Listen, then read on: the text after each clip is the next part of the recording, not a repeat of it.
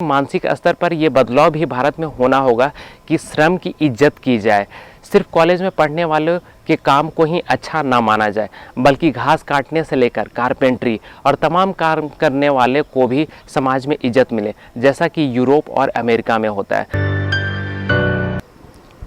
नमस्कार दोस्तों, अगर कोई आपको ये कहे कि भारत अमेरिका की तर्ज पर हो गया तो सुनकर बड़ा अच्छा लगता है, लेकिन तब सपना टूट जाता है जब हकीकत होते होते बिखरने लगता है।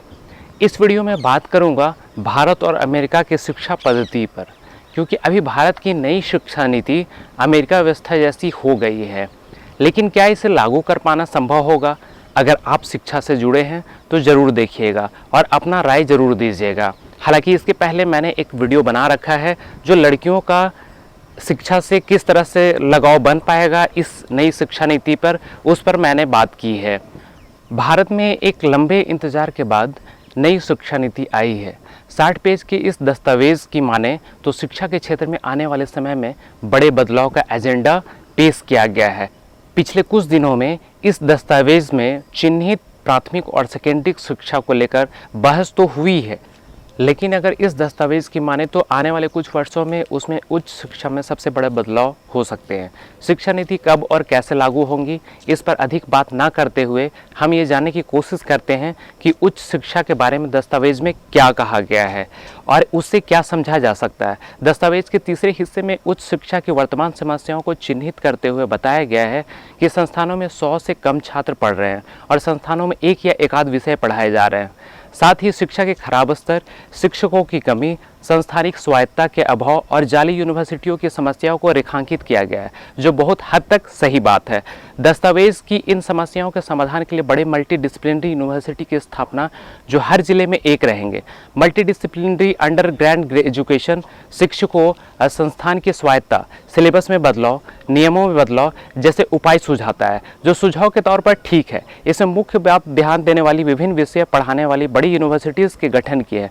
दस्तावेज़ के बिंदु 10.2 में उच्च शिक्षा का असल उद्देश्य स्पष्ट होता है। आने वाले समय में भारतीय यूनिवर्सिटियों का मॉडल तक्षशिला और नालंदा के आधार पर होगा, लेकिन उसकी सुविधाएं अमेरिकन यूनिवर्सिटियों स्टैनफोर्ड और MIT की तर्ज पर होगी।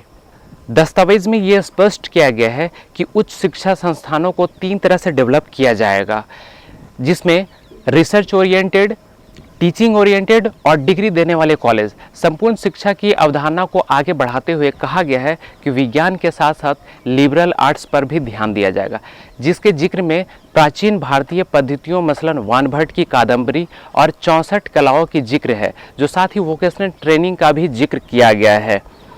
दोस्तों, ये अमेरिका का यूरोपीय शिक्षा पद्धति से प्रेरित शिक्षा नीति है। इस पे हम कुछ बात करते हैं। कुल मिलाकर दस्तावेज में उच्च शिक्षा के लिए एक ऐसा मॉडल पेश किया गया है जो अपने आधार पर भारत में प्राचीन ज्ञान पर आधारित है। साथ ही वर्तमान बेहतरीन यूनिवर्सिटियों को सुविधाओं से लैस दस्तावेज में भाषा, साहित्य, संगीत, दर्शन, इंडोलॉजी, आर्ट, डांस, थिएटर, गणित, खेल जैसे विषयों के विभाग बनाने पर जोर दिया गया है। अगर ओवरऑल बात करें तो यह दस्तावेज अमेरिकी या यूरोपीय शिक्षा पद्धति से प्रेरित लगता है, लेकिन असल में अमेरिकी शिक्षा पद्धति है क्या, उसे समझे बिना क्या शिक्षा नीति की आलोचना करना संभव है?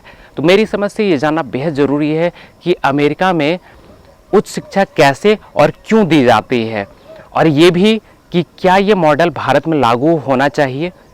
तो पहले बात करते हैं भारत और अमेरिका के एजुकेशन सिस्टम में फ़र्क। भारत में जिसे हम इस समय 3 साल का ग्रेजुएशन कहते हैं, अमेरिका में वही ग्रेजुएशन 4 साल का होता है। नई शिक्षा नीति में जो 4 साल के ग्रेजुएशन का प्रावधान है, उससे ये फ़ायदा होगा कि भारतीय छात्रों में अमेरिकी संस्थानों में PhD के लिए अप्लाई करने के लिए MA करने की बाध्यता नहीं रह जाएगी। साथ ही एक लेवल हो जाएगा। दुनिया के ज़्यादातर देशों में ग्रेजुएशन 4 साल का होता है। सरकार ने ग्रेजुएशन के दौरान एक साथ में डिप्लोमा, 2 साल में डिग्री, 3 साल में ग्रेजुएशन और 4 साल में रिसर्च ओरिएंटेशन का मॉडल रखा है। वो वाकई अच्छा आइडिया है। लागू कैसे होगा यह कहना मुश्किल है।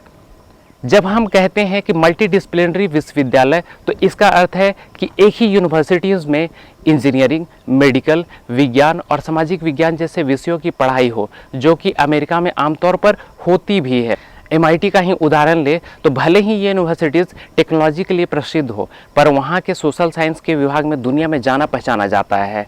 इसी तरह से कैलिफोर्निया की बर्कले यूनिवर्सिटीज़ को ले, या फिर हार्वर्ड, प्रिंसटन, कोलंबिया या फिर येल, ड्यूक यूनिवर्सिटी हो, हर जगह दोनों तरह की पढ़ाई एक साथ होती है और ये सारे विभाग अच्छे माने जाते हैं। लेकिन भारत में इस समय ऐसी व्यवस्था नहीं है। IIT में लिबरल आर्ट्स का विभाग छोटा सा है, जबकि JNU में इंजीनियरिंग और MBA की पढ़ाई अब शुरू हुई है। दिल्ली यूनिवर्सिटीज़ में मेडिकल की पढ़ाई नहीं होती है, जबकि टेक्नोलॉजी के लिए अलग से कॉलेज है DU में। अगर नई शिक्षा नीति की लागू होती है तो ये सब बदल जाएगा। इसका लाभ ये होता है कि अमेरिका के तर्ज पर कोई छात्र चाहे तो अपने ग्रेजुएशन में इतिहास में कोर्स के साथ एक कोर्स मेडिकल या इंजीनियरिंग का भी ले सकता है।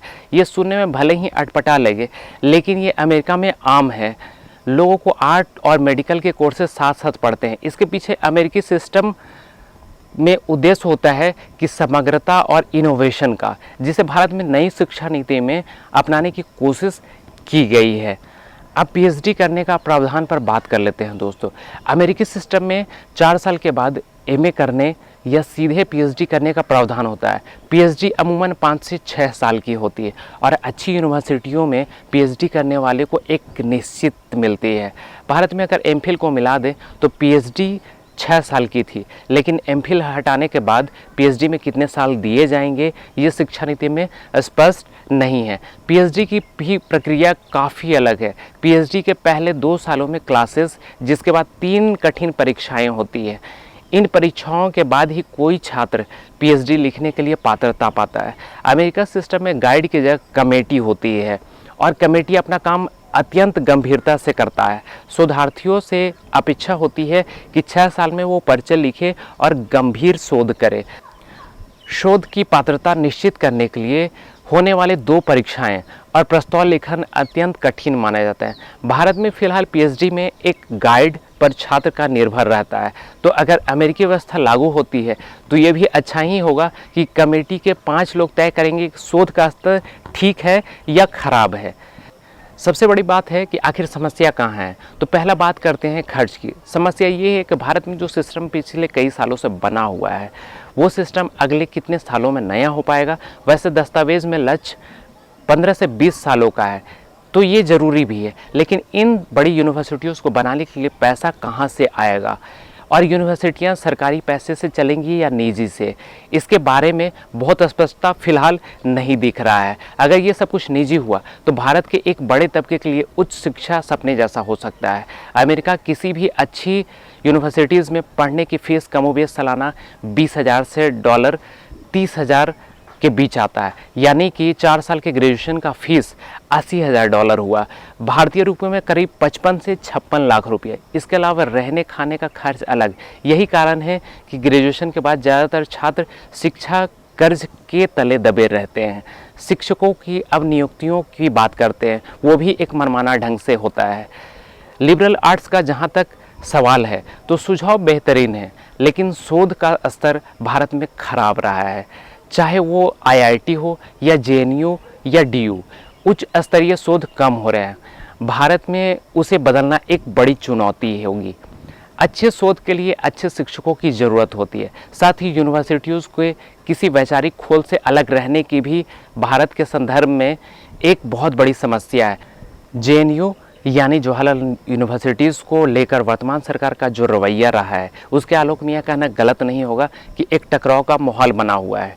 शिक्षकों की नियुक्ति पुरानी सरकारें और वर्तमान सरकारें भी अपने मनमाने ढंग से करती रही है।